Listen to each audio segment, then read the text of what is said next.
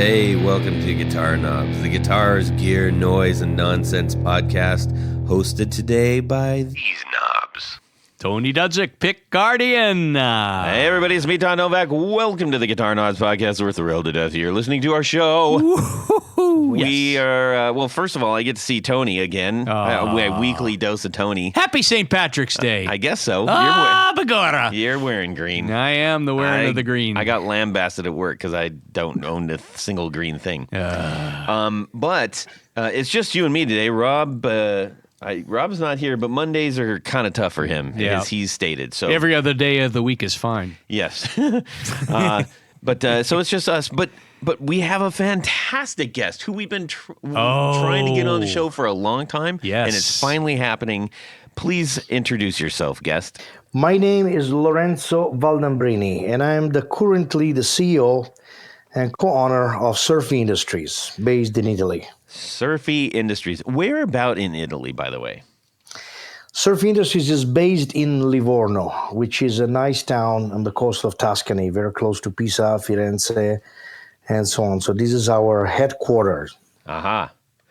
The only reason I ask is, and if anybody gets anywhere near Urbino, that's where the agency that I work for, his dad, who's a fine artist, is there. So I can say, okay, that's kind of close. Well, yeah, as Italy is not that big, so we're kind of close. It's just on the other side, but we are in Tuscany. Urbino's on the other side, is more on the Adriatic coast, but it's good.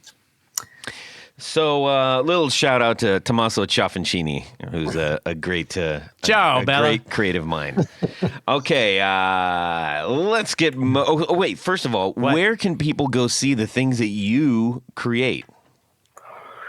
Well, first of all, at our website, which represents also our catalog, surfindustries.com. And over there, you're going to find a page where there are all our dealers listed around the world.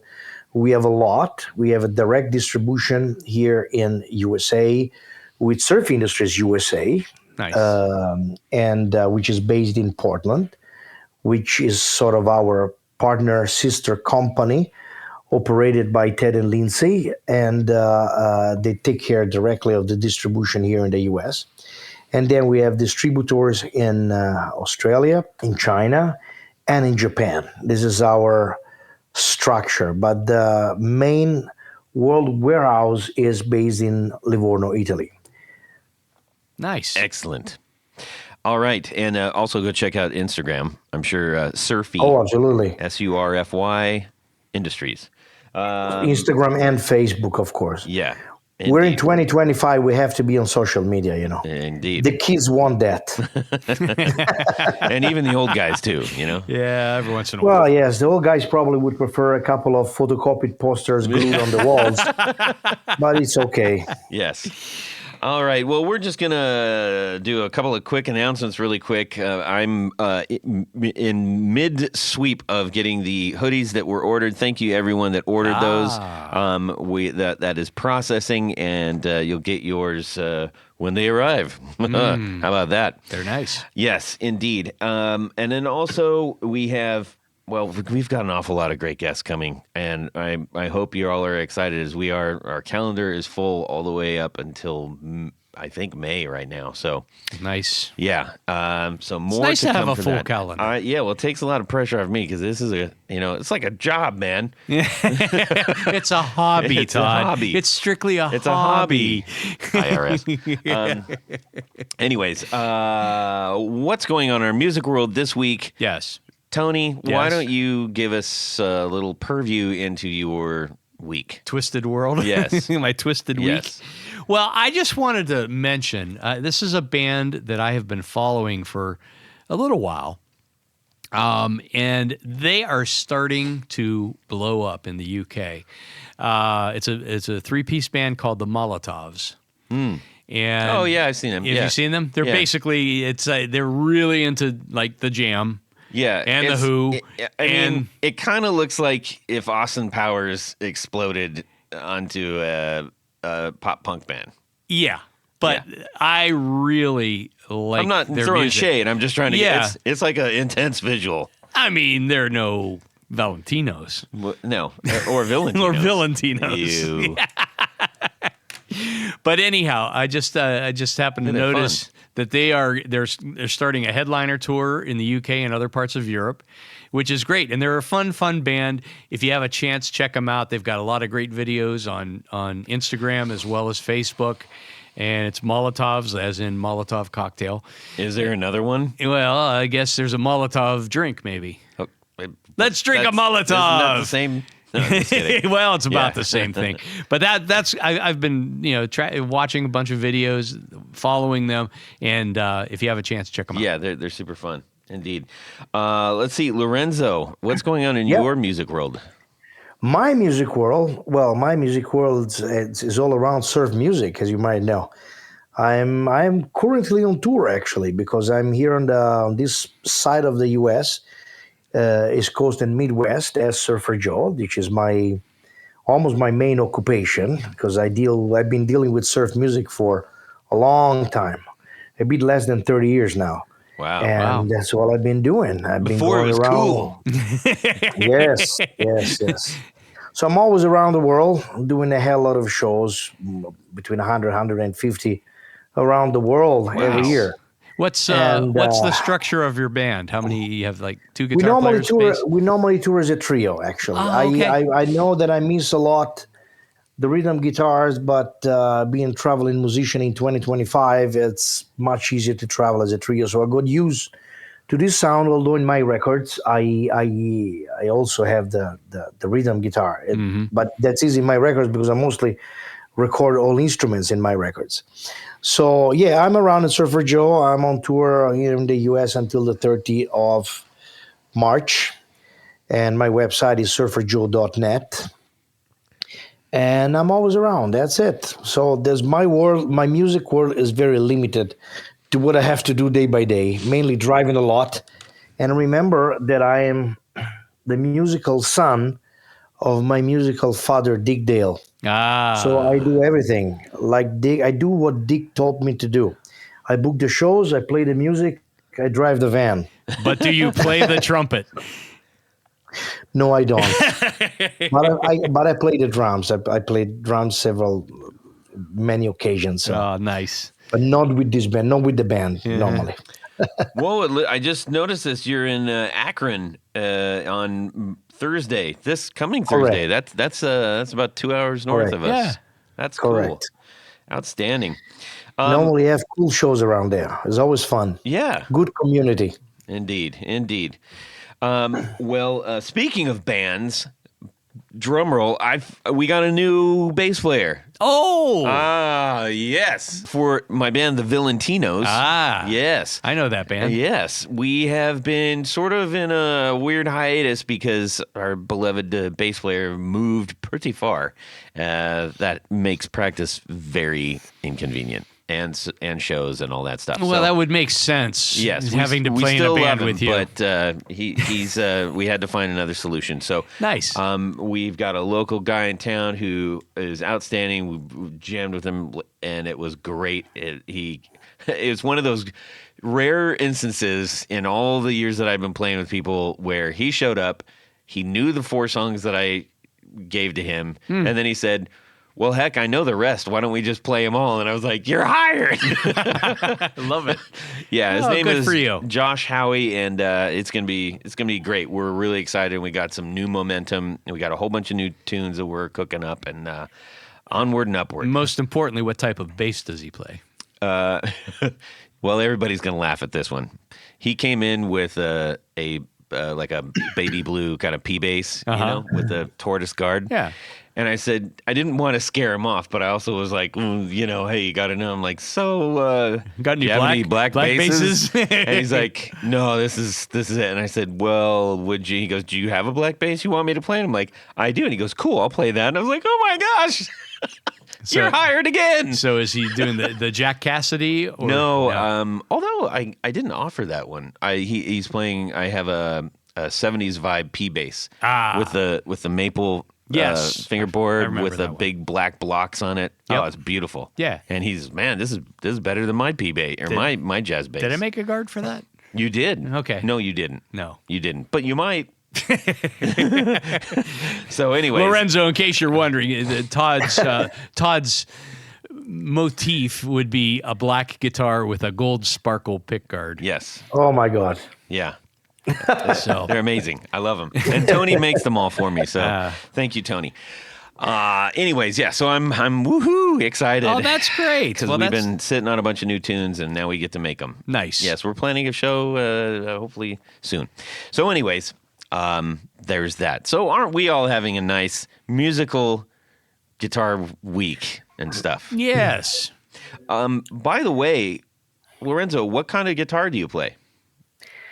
I play Fender guitars normally. I am a big Jazz Master player and lover. I play a custom shop 2015 Sparkle Blue Jazz Master, Nice. which is all original except a few things that have been changed. This is actually a guitar that was very particular because I know of two, well, another one except for mine around the world. Someone told me that they saw one in USA somewhere.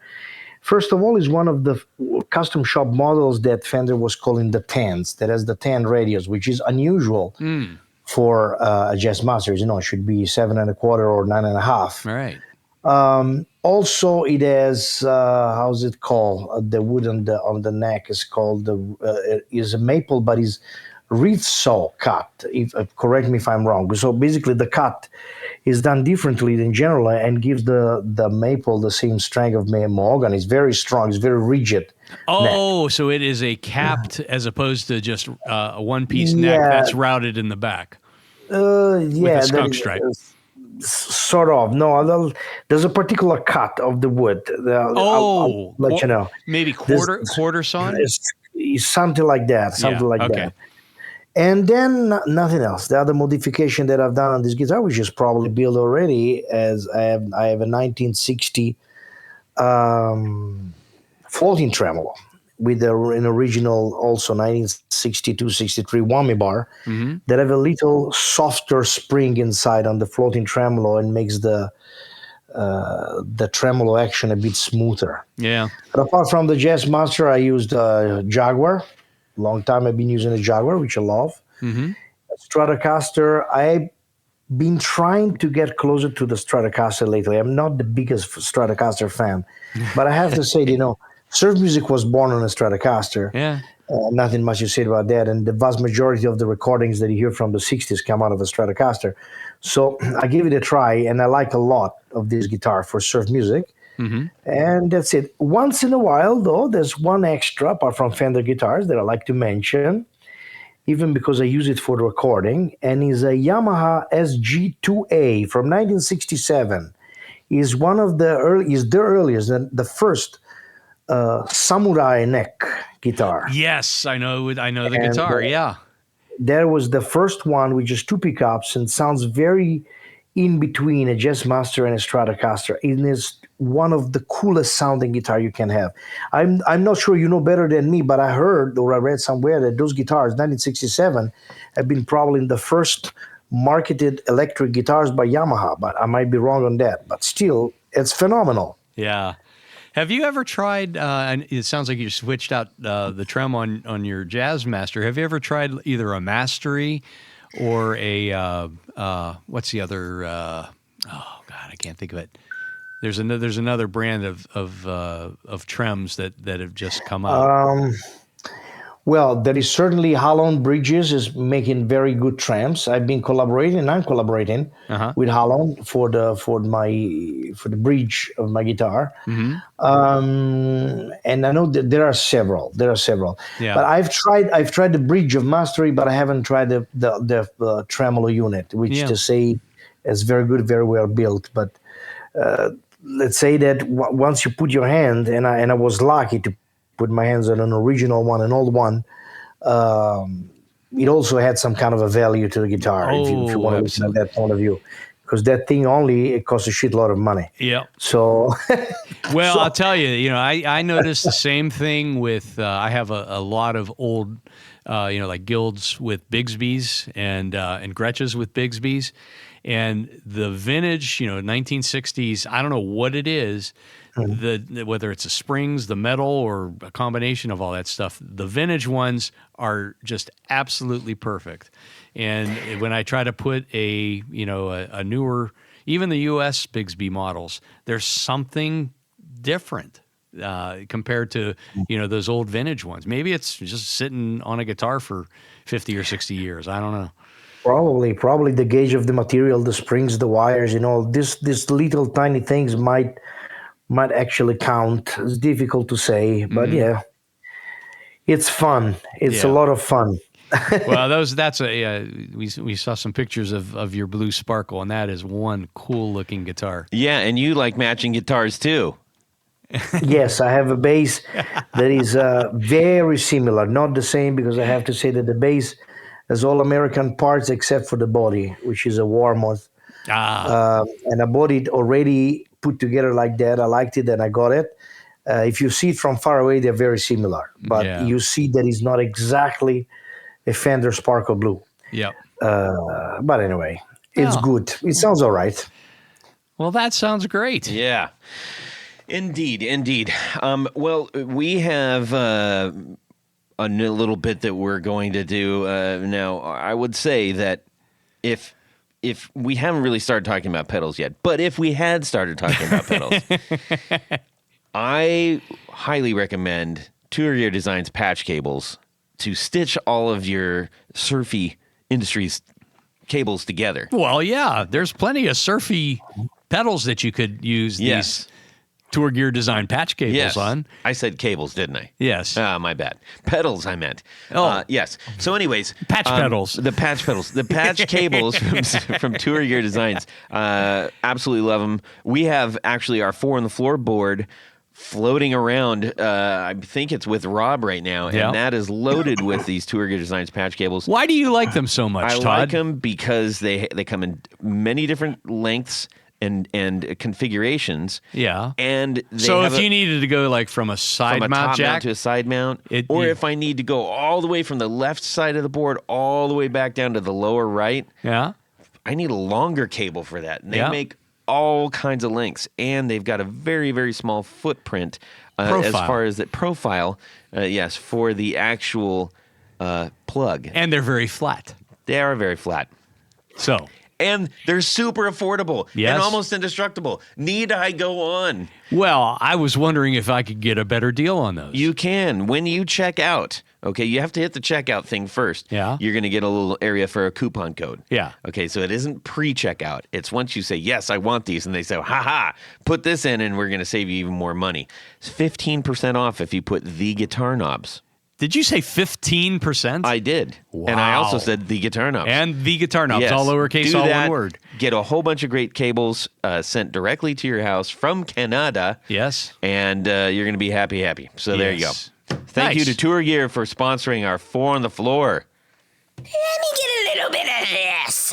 1, 2, 3. 4 on the floor. All right. Lorenzo from Surfy Industries and Surfer Joe. What is your 4 on the floor? Well, my 4 on the floor, what to tell you? I don't really have a 4. I never had 4 on the floor. I never had 4 pedals on the floor.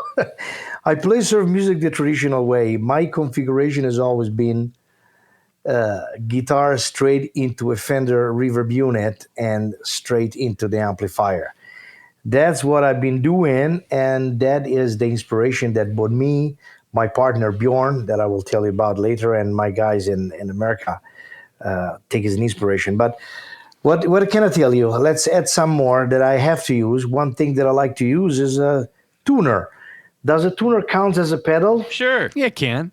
Well, I've been using for years, the TC Electronic Polytune. Yep, that's my And one. actually, I think that the Polytune is really the game changer for guitar tuners, if you want my opinion. And I'm really happy to mention that because it's simply phenomenal. If you have a guitar that doesn't really needs too much tuning throughout the songs, like luckily if you have a good Jazzmaster, Jaguar, Stratocaster, I know these guitars, they stay pretty much in tune. And so you don't really need to go back string by string. You just have to check them all together, make sure that you're still there. And when the Polytune came out with this thing, I bought it right away. So that is probably, if it counts as a pedal, I put this, and it's already number 2. Also, if we count the reverb unit as a pedal. Okay. We'll count the reverb unit. Yes, That's let's a do big it. pedal, but yeah, we'll count it. Well, you can buy a Surfy Industries one and have it smaller. Yeah. What year is your Fender reverb unit? I have had several, both new ones, late 90s, then early 90s, first reissues, blonde when they were still made in Brea, not in Corona. Right. And then I have 60s one. I had a 63 brown face, of course. That was actually brown. Yep. I had a 65, little different because it was more precise. Black and silver. Then I swapped, no, that was a black one. Black face. Then I swapped I sold my brown one and I got another brown face, but in blonde, which is rare and still also 1963. So I like that one very much. Yeah. Because it can get very aggressive. Well, so my experience, I've had limited time with vintage Fender reverb units. And I think the first time I tried one of the reissues, I wasn't nearly as happy with it. It sounded different, and I suspect it might have been something to do with the tube configuration, because apparently you can't get the tubes that were originally used in the vintage units. Not exactly. There are issues from exactly 1994. This is when Fender put back the reissue. Apart from the 1976 tank that doesn't really count. Nobody likes it very much, to be honest. Right. Anyway, the 1994 reissue was using a 6V6 tube instead of a 6K6. Okay. The 6K6 tend to have a better sound, but at the same time, it's not as open as a 6V6. So a lot of us replace the 6V6 with a 6K6. Which close the reverb a little bit, but then you have to do a little modification in a capacitor. You have to change a capacitor. Okay. The famous C10 position capacitor that open a little bit, send more signal into the tube and give you a better sound. But if you try the 90s one, the late 90s one, are probably the biggest difference compared to the old one is the reverb pan. So the spring pan that is inside, because there was a very particular time, I think, for Accutronics / Belton, because in the late 90s, Accutronics was already bought by Belton. And their tanks at the time were sounding very harsh and not super, super, super nice, I have to say. Yes. This is one of the reasons why we develop our Surfy pan. So we're very careful about those things. So this is probably why you were a little bit disappointed, but you have to put your hands a little bit on those tanks, on those reverb units. Yeah. So I currently have a Dr. Z Z-Verb, which I really, really like. It's an early one. And it captures the sound. And I think it's got a 6V in it as well. I wonder if I should, I'm going to get a hold of Z and say, hey, if I want to put a different tube in there, what should I do? Because I think he's using, basically a very similar Fender schematic to make his the Z-Verb. So interesting. Absolutely. Everybody who has been rebuilding this thing normally has been using 6K6. They all refer to the circuitry of the old 6G15 from the 60s. Because you try to have a fuller sound, So anyway, nice. So you got a tuner, you got a tube reverb. I've been using a tremolo sometimes. Okay. What kind of tremolo do you like? I remember, I think I was using the Boss tremolo a few times, which, but since I'm normally, when I have to use the tremolo, I want to use the tremolo then I usually use the one inside the amplifier. And I'm normally playing with Showman amplifiers, and when I use that, I have a brown phase one, so it's an harmonic tremolo. Okay. And like that, but I'm not a heavy user for that. Okay. But wait. There's another couple of things that I have to mention. Go. Because now remember, you bring me into this conversation of the 4 on the floor. Yeah. And I'm not a pedal user, although I make pedals. The irony. Yes. That is true. That is true. I'm not a lover, honest. but I make love. Yes, I'm flat honest. I remember I was impressed in the past when you remember those Boss pedals that were made in collaboration with Fender, Yes. especially the FBM one, the basement pedal, Ah, yeah. which I don't think that people ever notice that pedal too much.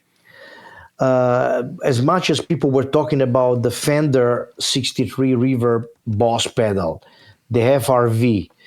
Love it or hate it. I have to say most people hate it, but it was an interesting thing. Mm-hmm. But not many people was talking about the FBM one, the basement one. There was the blonde one. Mm-hmm. There was that one that they were doing the Fender Deluxe pedal, trying to recreate that kind of sound.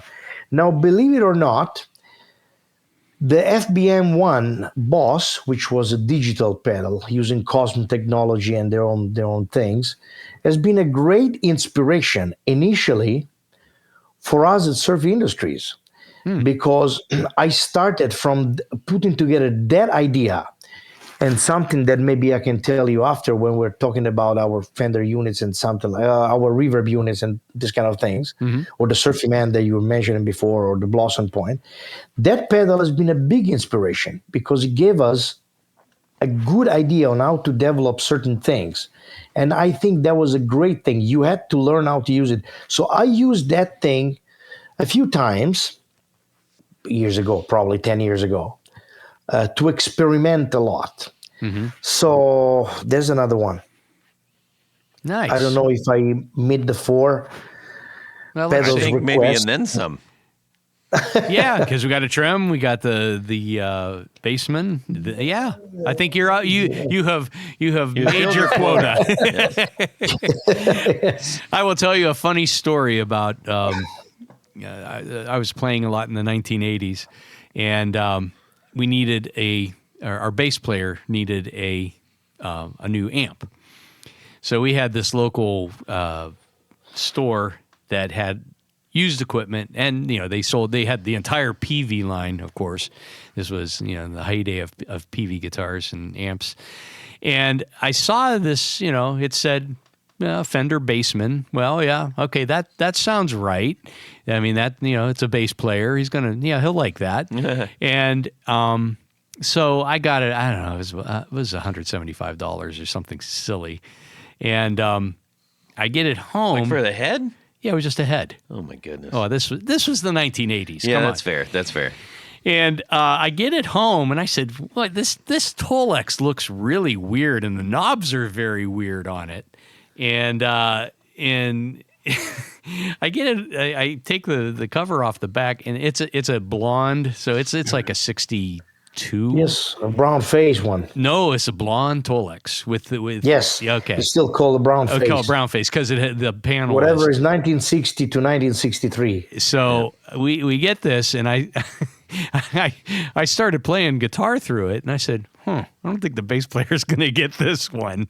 and I was at a gig, and a guy who was a known collector from Akron, actually, where you're going to be playing in a couple days, comes in. We're playing. I've got the amp set up, and he says, "You want to sell those knobs on there?" And I said, "No, I don't want to sell the knobs," because they were the cream knobs, original creams, and I said, if I take the knobs off, I don't. He said, no, I've got a set of knobs. I'll just give you the knobs. I'll give you $100 for the cream knobs. And I said, okay, sounds like a deal. So now I'm almost into the amp for free. And then of course I was, by the time that band broke up, when we had sell off equipment and stuff like that, I think I sold it for $200. And I thought I was doing okay back then, but now I can just kick myself. Well, but just to tell you that these stories were not just happening many, many years ago, because I know for a fact that about 10 years ago, in my own town in Livorno, there was a store that was closing, a store that has been existing for many, many years, or 40 years. And apparently, someone went down there, someone that came to tell me this story, and say, I went down there and he saw a blonde bassman. And the guy the owner was an old man, and now he's passed away. He said, oh, can you take it out of here? He didn't even know what he was selling. And he got it for 150 euros, 150. Oh, the following day, he sold it in Rome for more than 1,500 euros. Oh, wow. But, Right place, right time, right? Yeah, it happens. It happens. But yeah. Yeah, it's fun. I mean, I guess at some point, if somebody gets a good deal and they're very happy about it. I thought I had a good deal at it, and so all is well. Of course, the universe is equal now. Yes. Well, that brings us to the whole reason we have you on the show is because we're not going to just talk about gear? Come on. Yeah. The ones that got away. Just some gear that really excited us when we saw it for the first time. Oh, yeah. The first time that I actually ran into Surfy Industry stuff was at NAMM a couple of years ago. A couple of years back. And then we stopped. We saw it again, last year, obviously, and you're there a lot, so we see you a lot. But and immediately I was like, oh man, I can't wait to learn more about this backstory and you were really great spending time with us. We always appreciate whenever we're there. Your head is on a spinner, and you still took time and you hung out with us and talked with us, and we appreciate it. Of course. So yes, Surfy. Tell us about the origin of Surfy and the name and all the great things to get us all juiced up here. First of all, if I talk about Surf Industries, I have to talk about my partner, which is Bjorn Ishenen, which is a Swedish engineer that has been big surf music fans for many years. That I don't know exactly when, I would tell you probably 15 years ago, came out with a do-it-yourself kit, with a DIY kit that was marketed on an online platform and forum that is called surfguitar101.com, which is still there, of course, which became with the time the main place where all the surf community was chit-chatting and talking about things. And it's a discussion forum the whole way. So he presented this DIY kit called the Surfy Bear. And there was supposed to be a solid state version of the Fender 6G15. Mm-hmm. So first thing, why Surfy Bear? Because this is a question that we get all the time. Some say it's a horrible name, it's a terrible name. Well, maybe it is a terrible name. The fact is that people don't know that my partner is named Bjorn and is the guy who builds and develops the whole thing. We are two brains into this thing. He's more the hand of the companies, the one who actually develop the circuitry and engineer them, and is behind the manufacturing, the production. I bring him a lot of ideas. I stay behind the sales and everything. But Bjorn, which is a Swedish name, means bear. So basically, it's like you were calling it the Surfy Bjorn. And this is the reason why it's called the Surfy Bear. So we kept that thing. So Bjorn launched this thing, and everybody started talking about this thing. And he started selling this DIY kit like crazy. People put in the DIY kit in toolboxes, making horrible-looking tanks and everything, connecting this thing with reverb pans of any kind, whether they're Acoutronics, Mod, old Gibbs, whatever. And everybody say, well, this is a very convenient thing to carry around, and it sounds extremely similar to the real thing that everybody know very well in the surf community. And so remember, we were in 2016 at the Surfer Joe Summer Festival, which is a festival that I organized together with my company, my brother in Italy, and is the biggest surf music event in the world. And Bjorn was a customer, let's say. He was coming to enjoy the festival every year, every June. And so I went to him and I tell him, why don't we incorporate and create a proper company out of this thing that everybody loves? And we start making finished product rather than just do-it-yourself kit. He liked the idea, and actually that's the way we started. Although the first product that we launched, the April 2017, was not the Surfy Bear reverb unit, but the first product that we launched was the Surfy Tram. Because in the meantime, he did the same thing of the do-it-yourself kit of the Surfy Bear for the tremolo, which is exactly what we still have in the Surfy Tram, and is a known true bypass unit that emulates and recreates, and someone say, not me, but someone say is the best that is out there if you want that kind of Fender feel. The harmonic tremolo of the brown face Fender, and volume on off kind of tremolo that is typical of the black face amplifiers. And he did a DIY kit of that, and we make our first finished product in the Surfy Tram, which is exactly still what we're selling today without any changes. So it's already a few years now. And then shortly after, we launched the Surfy Bear unit. But the reason why we didn't launch it in the beginning, and that's another interesting story, because we had this prototype of the Surfy Bear unit, which now is the Surfy Bear Classic, which we are right at the version 3 of this pedal, doing little modification to make it more sturdy, better quality, and so on. But the first version was a blonde classic chassis made of wood that Bjorn did himself. It's because I had at the time my first tour in Japan as Surfer Joe. And I said, before putting it on the market, I got to try it for myself. Because everything that we do in our company comes out of a live experience.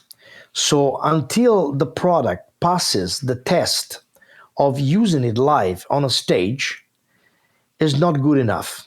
Is not going to be good enough. So I brought it in Japan. Obviously, I broke it. So I broke the sides, and I came back and said, we have to fix this, we have to fix that. No, this is not, and then we need the bag because I cannot carry it around like that. It's unusable. And so after a couple of months, I think, after 2-3 months, we launched the first version of the Surfy Bear Classic. So this is how we started, me and Bjorn, and we're still full partners on this company, and we're doing very well together. So I'm very happy, and I'm very proud, and I couldn't have a better partner. That's awesome. That's great. Now, on the Surfy Bear Classic, you offer that in, looks like a variety of finishes or Tolexes and things like that. The Classic, yes, we have several reverb units, which, considering the reverb unit pedal, is a bit tricky, because I still think that we put ourselves in a market niche that is in between the pedals and the amplifier. It's difficult to see where we are exactly with the reverb units. And the most interesting thing we found out with the time is that we are inspired by the Fender 6G15, but the vast majority of the people have never tried a Fender 6G15 or a Fender reverb in general.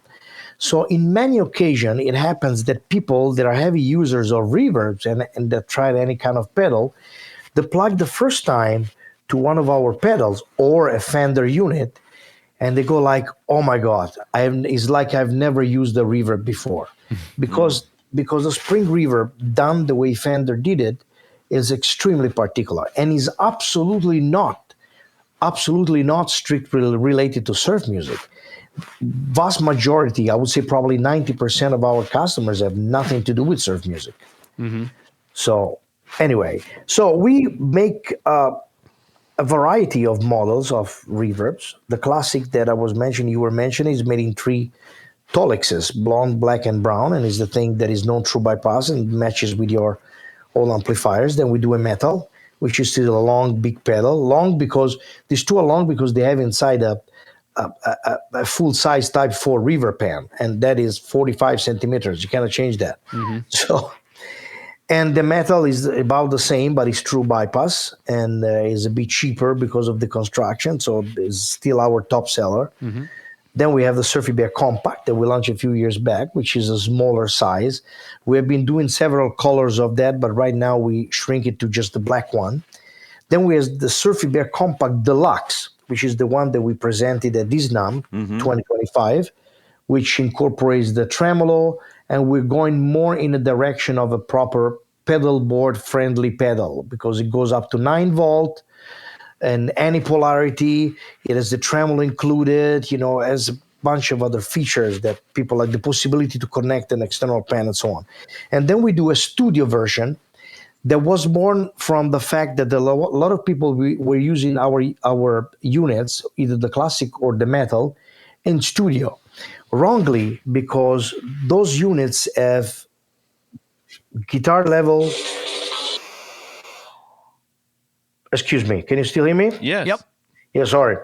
Those units as guitar level input and output.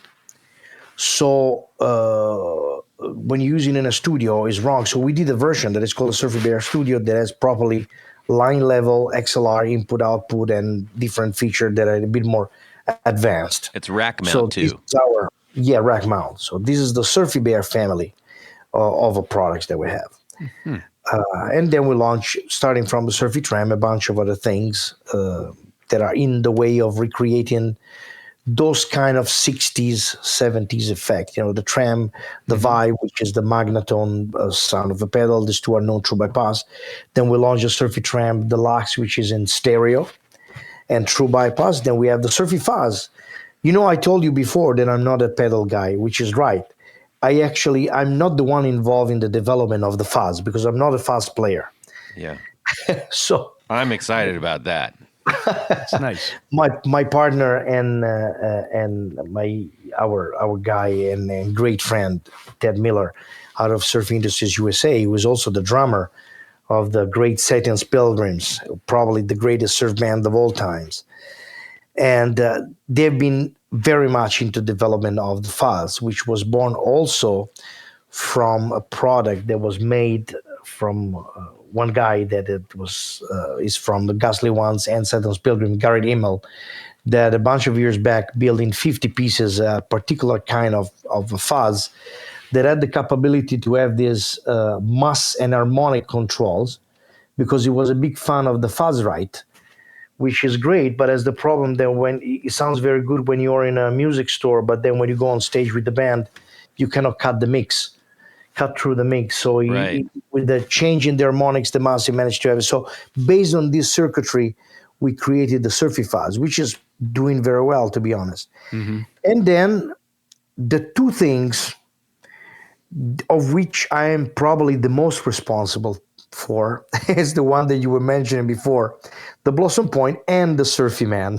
because this is the two more particular products that we have, because it's even difficult for people to understand what they are.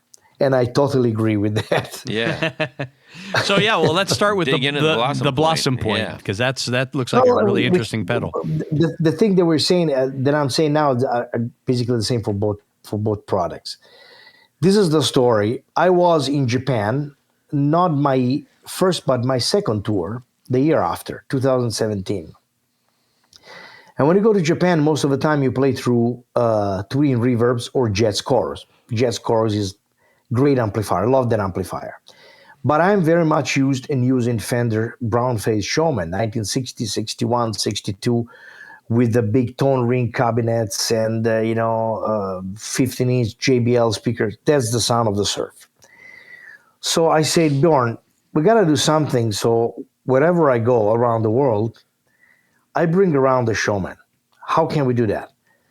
So Bjorn started analyzing the way that the Showman amplifier, the Brownface amplifier, so the Showman, the Bassman, the Bandmaster, the Princeton, the Twin, those preamp section we're working, and I say, what is the main feature that we have to put in this thing, which is a character pedal that if someone likes it, never turns it off.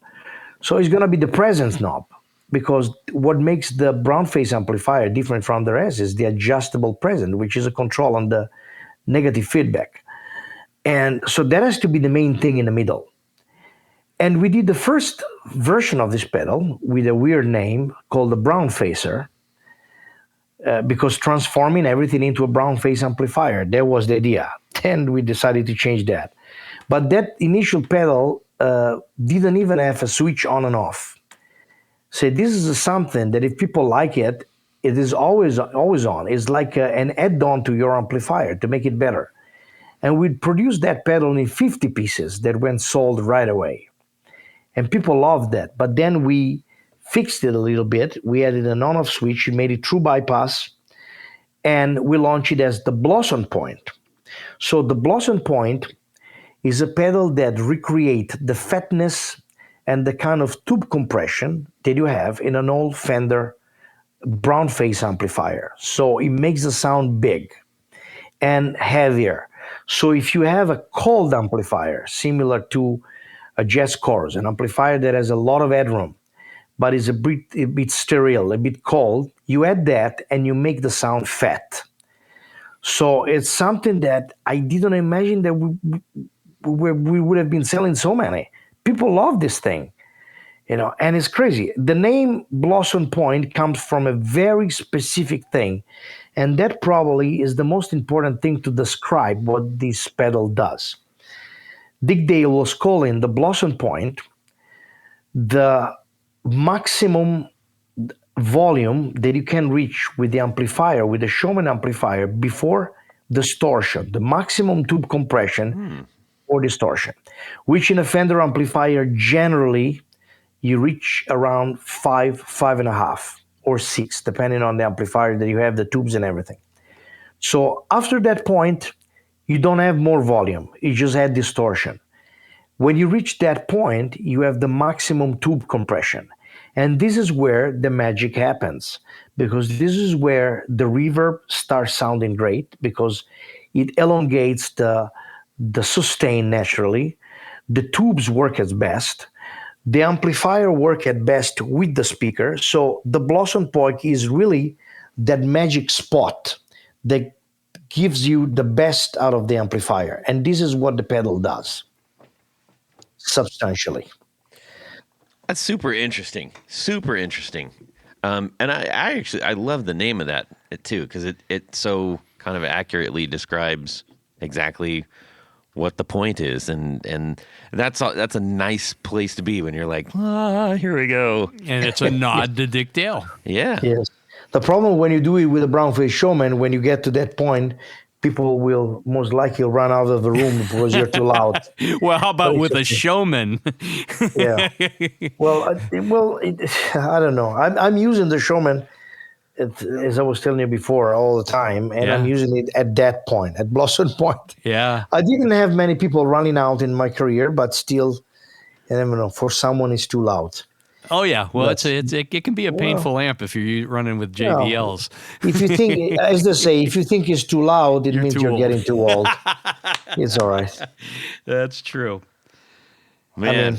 And we get to the Surfy, man. Yeah, let's talk about that. That one is super incredible. exciting.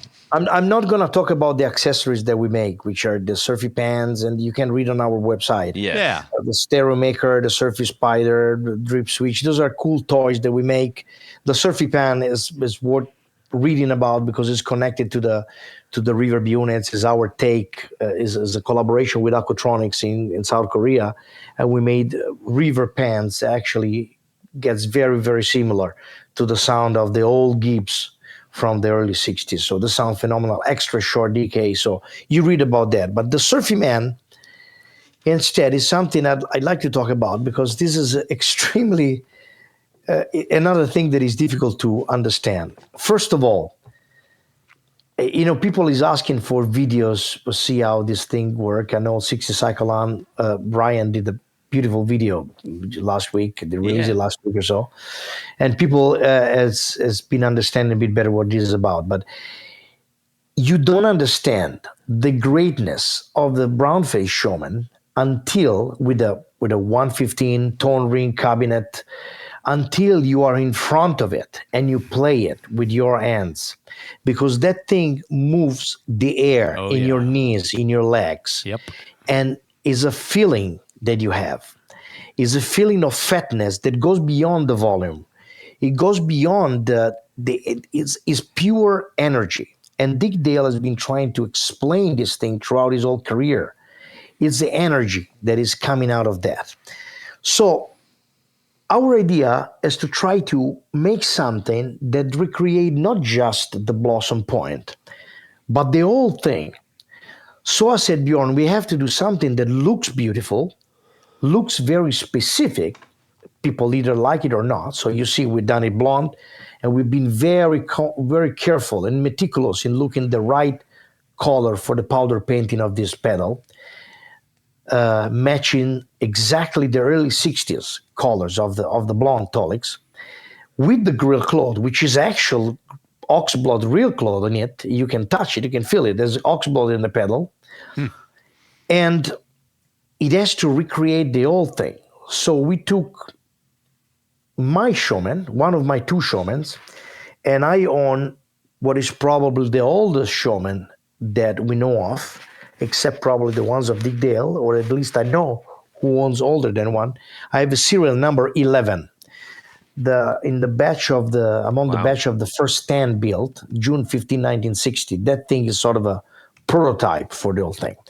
So we started analyzing the sound of that in all its ways. So the way the volume reacts, at what exact point is the Blossom Point, between 6 and 7 on that amplifier. Then you have treble and bass, which work in tone stack, like the old amplifier. You don't have to think of the Surfy Man as a pedal. This is why I mentioned the amplifier. You have to think of that as your amplifier, not a pedal. After the tone stack, you go into tremolo, which you can select harmonic or not. Basically, we integrated the Surfy trem, so you can choose the two type of tremolo, black face or brown face. And then you go into the presence that controls the negative feedback and keeps up the bright and clean up the sound if it gets too saturated, but making it a little bit too harsh, and then goes into the final volume that we had to add because obviously is a true bypass pedal. So that volume will help you to adjust your thing. But we add features to that. As I said, it's true bypass. You have an headphone output. And if you came at NAMM, you saw those pedals working as headphone preamplifier for our pedal boards. And you have a line output, which does not have, and I repeat, does not have, because some people have been asking it, a cabinet simulator, a cab sim. It does not have it, because it's intended to go straight into an FR amplifier or a PA amplifier or something like that. And so you will have a cabinet and a speaker after that, generally. So it is not meant exactly or precisely to go straight into your recording device. You can use it, of course, into a DAW, but it's better if you go into an FR/FF cabinet amplifier, a PA amplifier, or another amplifier, something like that. And this as the pad. And this line output is in balance or unbalanced, so it can be used in both configuration. So this thing, more than a pedal, you have to is a preamp that you have to think of that as your amplifier, and it works phenomenal. It's just like having your amplifier. I'm so happy of this product, and I really would like people to try it, because until you try it, if you see it on the video, you don't really get how it works, because you don't feel it. You don't get the so-called oomph that you get from the tone ring cabinet. And that's the magic of that. I'm using it right now on tour, and I'm a Surfer Joe. I'm endorser for Quilter, and I love those amplifiers. They're very handy to me, and I've been using them since many years now. But I'm using now the Surfy Man as a preamp, entering either the FR configuration that they have or the return input. So I'm bypassing the equalizer section of the amp, going straight to the final steps, to the amplifier, using the Surfy Man as I would have my Showman in front of me. So tweaking it exactly as I tweak the Showman. So the bass at the same level. I know the gain feels like that. I know if I go too much, it gets too fat to distort with the Jazz Master, So you use it as an amp, and it works pretty well. So I wish everybody to try this if you have a chance, and you tell us what you think about that. And you don't have to play surfy music only for this. Absolutely not. We're talking about an amplifier. People should have to try the brown face. Well, we love a brown face amplifier, but of course, some of the great amplifiers that has been done. The brown face amplifiers came out in those years where surf music exploded in 1960 until 1963. Then the need of volume and clean headroom brought the construction of a black face and then the silver face and everything, talking about Fender. Then Marshall came in, Vox, and all the other amplifiers, of course. But talking about Fender, that era became associated with surf music. But those amplifiers, there's a great amplifier. You think about the basement of Brian Setzer. Brian Setzer alone revitalized the sales and the collecting of the Fender Bassman brown face. Yep. And big Gretches too. And big Gretches too. Yeah. So of course. Underestimated how much he did for various companies. Yes. Indeed. Absolutely. If you, for example, if you take the Surfy Man, it's gonna sound like that Bassman. That's the same kind of concept. There are differences between the Showman and the Bassman. Not only one is more powerful than the other, of course, but there are little difference in how they sound. But with the Surfy Man, you get them both because it has that kind of sound character, and this is what we're looking for. Mm-hmm. And it won't break your back. No, of course. That's the point. Yeah. So when you're touring, you said you're using the Surfy Man as kind of a preamp. Are you also using one of the Surfy Bear reverb pedals? Yes, indeed, of course. I'm using the classic. I like to go for the top one, since at least you might as well. You got a good deal on it, right? I have a warehouse full of reverbs. Reverb is the only thing that I don't miss in my life. Yeah. I have too much. Now, is there a particular tank that you like to use with your rig, or is it just the stock reverb tank? No, the stock one, because I'm using the classic, the latest model, which incorporates the Surfy Pan Extra, where Extra stands for extra short decay. Because knowing how to use the Showman, therefore the Surfy Man, knowing how the blossom point affects. Blossom point, not the pedal, but that kind of volume affects the reverb, extending and everything. Using a very short decay reverb pan is very useful. So I love what we've done with the Surfy Pan Extra, and I'm using that. In most cases, I even prefer it to the old Gibbs, because in my Fender tank at home, which I use sometimes, I have an old Gibbs. But sometimes I find the Surfy Pan Extra more usable. Also, there's an advantage in using, for example, the Surfy Bear. Even when I'm playing with my Showmans at home in Europe, sometimes I bring my Fender tank. But most of the time I'm playing with a Surfy Bear. Mm-hmm. The reason is because there are no tubes. And when you have an amplifier such valuable, like an old 1960-61 Showman, that is what I want to hear. As much as I make and we manufacture reverb tanks, we need to remember that reverbs and any other effect pedals are toys. You need a good guitar and a good amplifier, first of all. Then and a good cable. And a good cable. And that's you're absolutely right about that. And it's not a joke. And then you add stuff in the middle.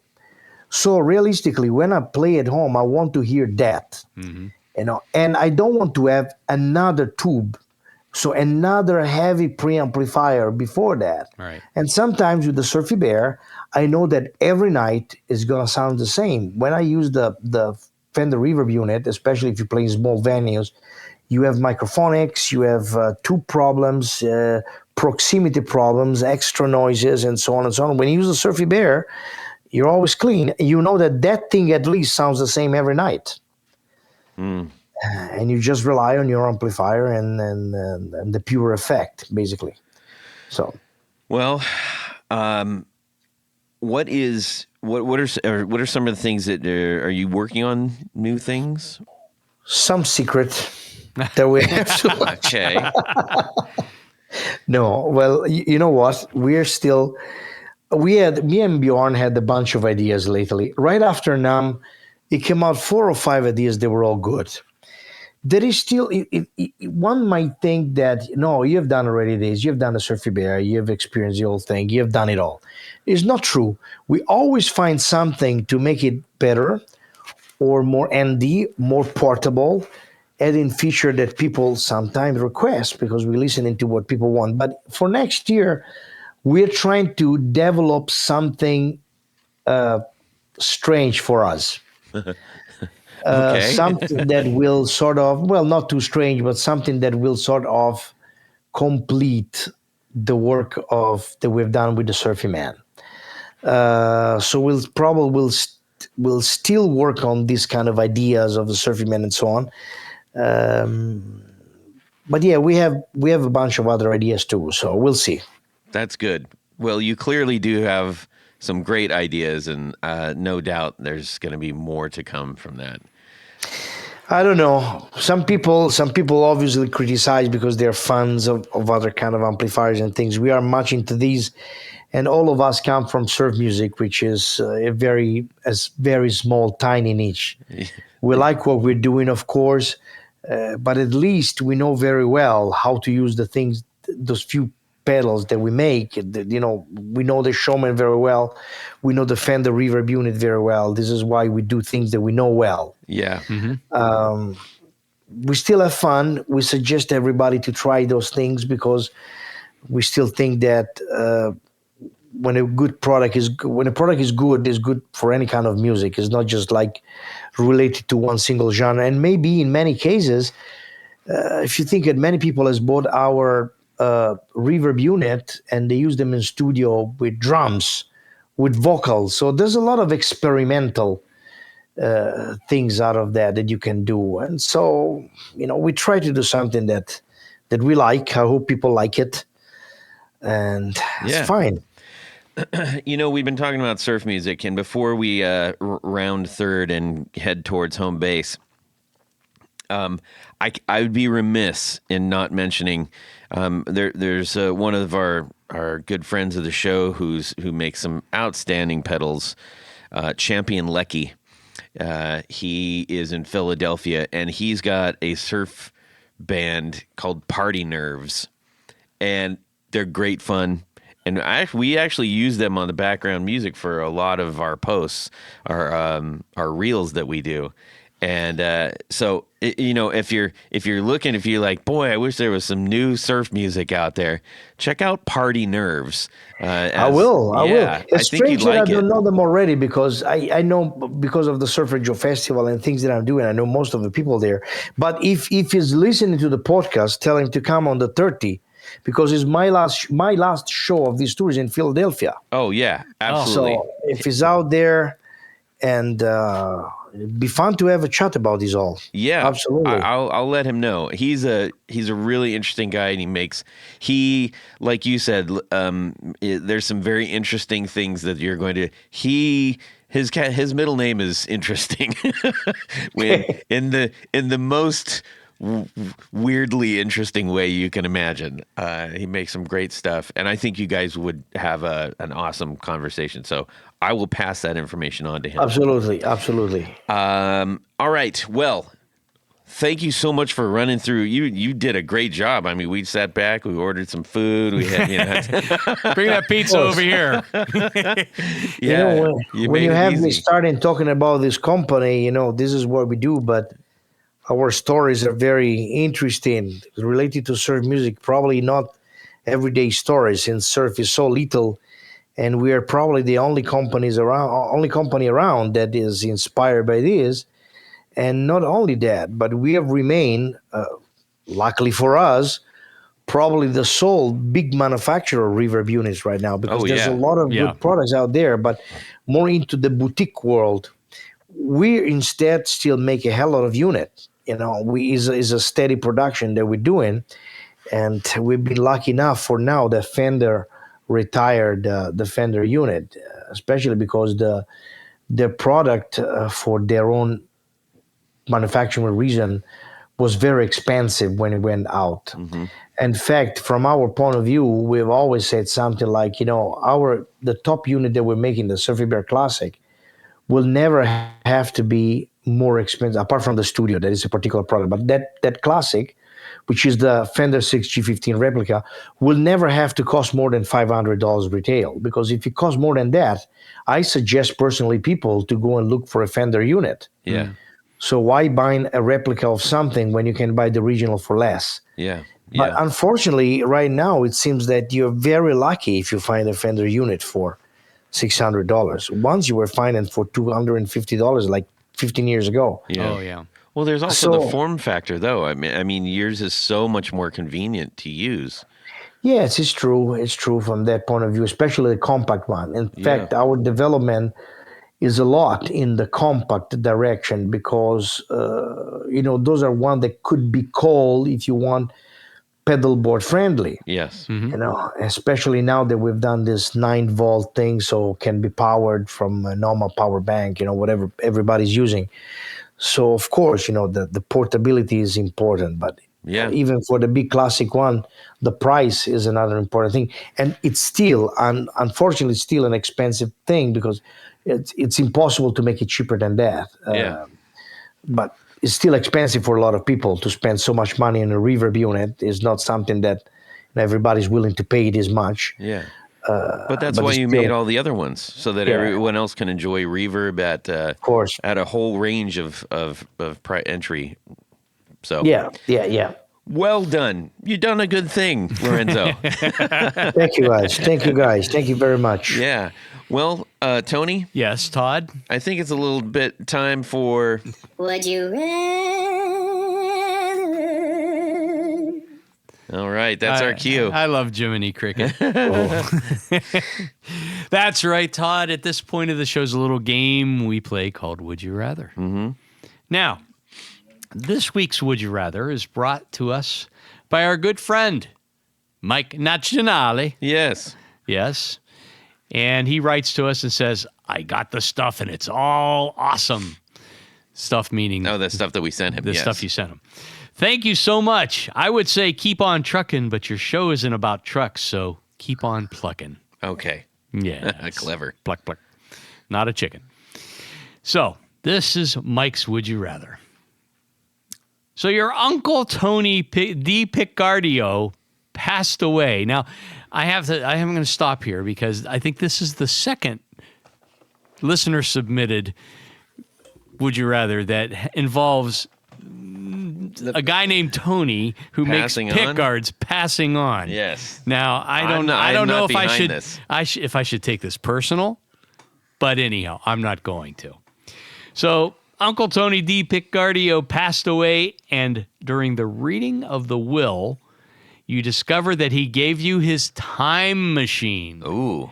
Now, Lorenzo, if you haven't heard our time machine episodes, we get to go back or forward, but mostly back in time. I'm pretty sure he knows what a time machine is. Well, I'm just filling him in here a little bit. And it involves a reverb tank, too. No. On the seat of the machine is a 4-inch tall ceramic electric guitar knick-knack, like a little statue. It's magical. Like the kind that the Brady's found on the beach. Oh, yes. Yeah. Pulusi. No, that was Gilligan's Island. Pulusi Bakumba. Set the prisoners free. It enables you to be a member of any band you wish to play with, and you'll play phenomenally well. That's a beautiful thing about this time machine. Right. The only problem is the time machine is frozen to 1975. Oh. Which band would you pick? 1975, mid-70s. Yeah. There's a whole range of bands that were in that era. Yeah. Okay. So you got the time machine, you got the little talisman that can take you back and make you play incredibly well. But it's Me? stuck on 1975. I'll go first so that you get a feel for the logic behind this mess. Okay. So, I mean, you get to play with any band that you want, but it's got to be in 1975. Okay. That's what I'm going to do. So I'm thinking, oh my, just off the top of my head, I got it. I'm going back and I'm going to play with AC/DC because I love me some Malcolm Okay. rhythm guitar. All right. All right. That's what I'm going. So I'm going to 75 and I'm going to be a member of AC/DC. I'll be a giant amongst the men in the band. 75. Lorenzo, what do you think? Well, I think I'm gonna stick to my usual things that I like, and I would like to be into the Deltons with Dick Dale, just reunited band, just before releasing their compilation in 1976. I would like to play in that band. That would be cool.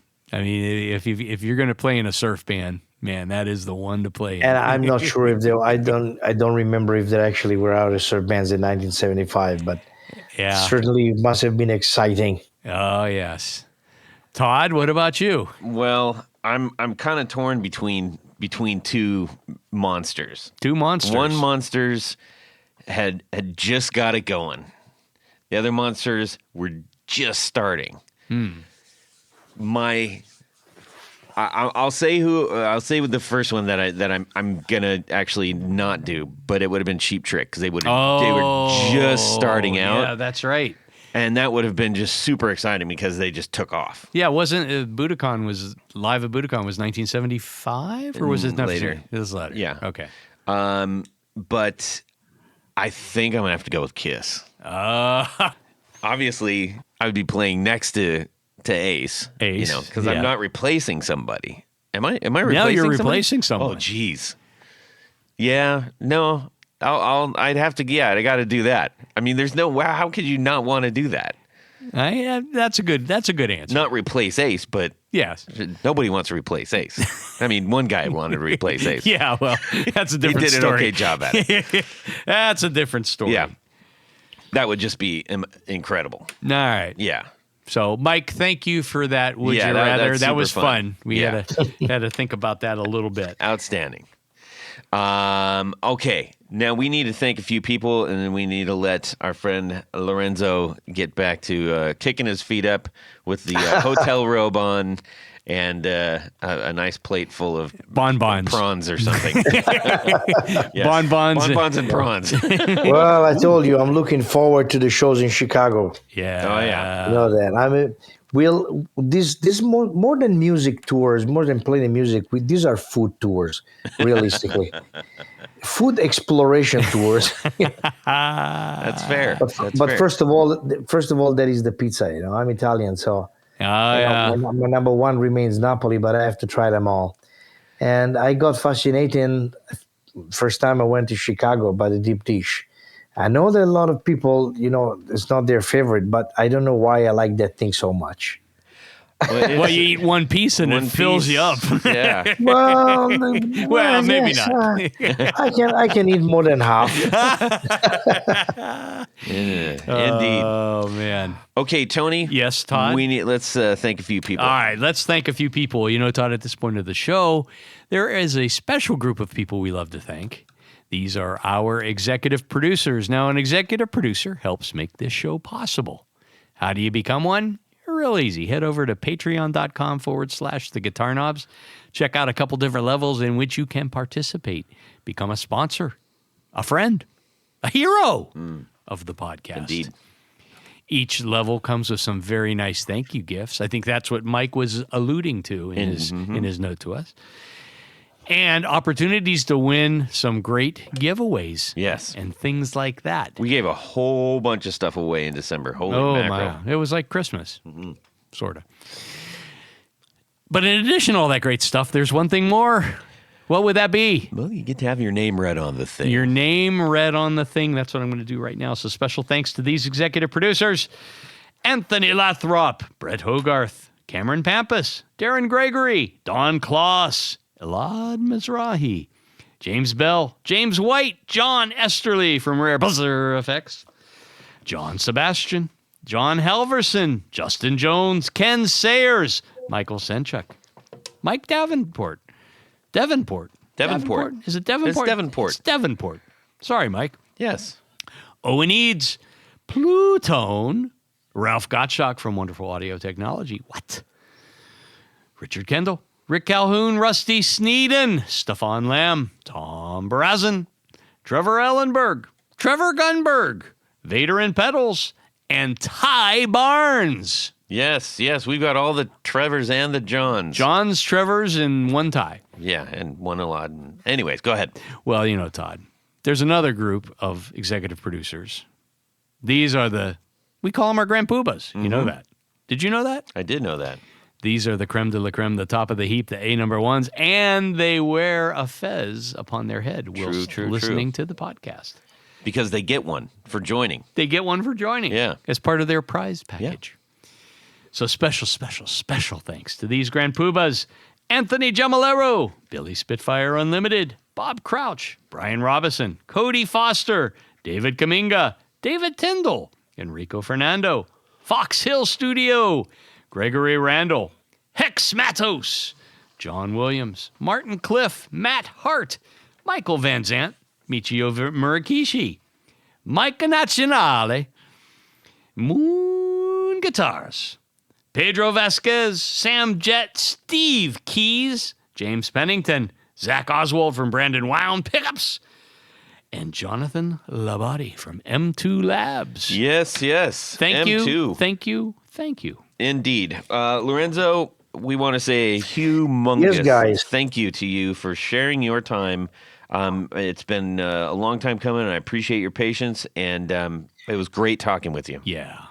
Well, for Surfy Industries, guys, Tony and Todd, we thank you very much, both from me and from Bjorn, of course, back in Sweden, and even my partners here in the U.S., Ted and Lindsay. Thank you very much for having us on this show. It's a fun show. You guys are phenomenal, and I really wish you the best. Just keep up the good work, because we need all of these kind of works to keep manufacturing stuff. Yes. Indeed. So if Me someone's and any other producer around the world. So thank you very much, guys. You're welcome. So if someone's looking to see your product lineup, where should they go? Surfindustries.com. That's the place to go. Okay. And if they want to see you come play some awesome guitar, Oh, you just check on surferjoe.net, and you see there all my list of the upcoming gigs. yeah, in all your favorite cities. Minneapolis, I saw that. I lived there for a while. You're ending up in Philly. It's gonna be great. And then everybody from Ohio here, go out and see them in Akron. Akron? Yeah. Or Pittsburgh. Or Pittsburgh's Pittsburgh. not too far. Yeah. Yes. Tony, what about Please you? do. Just head over to pickguardian.com. Check out the things that I do. What do I do? I make custom pickguards for guitars. How do you get one? Shoot me an email. Perfect. It's real simple. It's your opportunity to make your guitar even more yours. Yeah. You can shoot me a DM on Instagram at Guitar Knobs. We would love to hear from you. If you're thinking about being a Patreon, we would love for you to do that as well. Send us a note. Just say hi. Tell us what you think of the show. Tell us how much you love Surfy Industries. That'd be great. In the meantime, ladies and gentlemen, thank you. Have a fantastic guitar week, and subscribe. That's excellent. All right. We'll knock it out in We 12 got it. minutes. No, that's not 12 minutes. Good old heart I've clogger. been eating pizza straight for the past 3 days. Today I had to break, and then I'm getting ready for Chicago. So, What will you have in Chicago? well, deep dish, baby. Yeah. Okay, Lorenzo, if your head is spinning, then Yeah. you are in the right place. Good. You have arrived. Yes. It's like, imagine us in your room. Oh, yes. Okay. Eating your leftover will. fettuccine Alfredo. Yes, I'll be I in the will. mini. I'll be, Tony will be looking in the mini bar. The mini bar, and I'm looking for the All big right. meat. No, don't do that, because then everybody's going to get all messed up. Now I got to take that out. You boob. And away we go. Well, that's it for these knobs.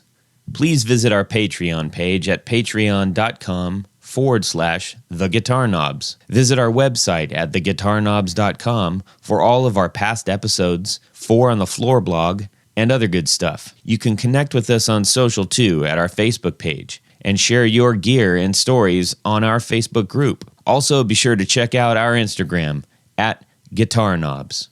Catch you next time.